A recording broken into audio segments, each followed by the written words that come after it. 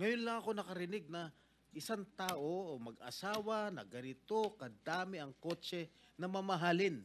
Hindi na bali yung mga Fortuner, okay lang. Pero kayo, Rolls-Royce, Maybach, Mercedes-Benz, Bentley, Escalade, Range Rover, ilan?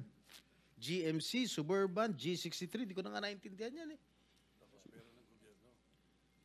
O sabi ni Senator Soto, tapos pera ng gobyerno. Ano ba? Nasaan ang konsyensya nyo, madam? Isang tanong.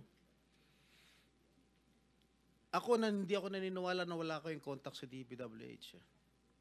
Hindi kami naniniwala. Pati siguro si Minority Leader, hindi naniniwala wala kayong contact. Pati si Chairman, hindi naniniwala wala kayong contact. Ngayon, huwag ka tumingin tumingin ka sa akin. Wala naman nagtatanong dyan. Sino ba tinitignan mo dyan?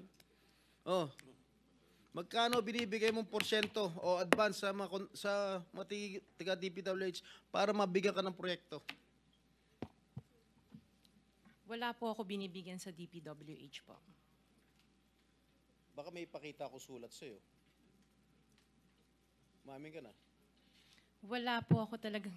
Kasi hindi po ako nakikipag-transact with the DPWH. At the end of the day, pag nagsinungaling ka, ipapakita ko yung sulat. Mino mo. Di ba umabot hanggang 40%? Wala po ako, sa DPWH wala po akong Sige. kausap talaga. Sige, I will take your word for it. Pagka meron ako nilabas sa'yo mamaya,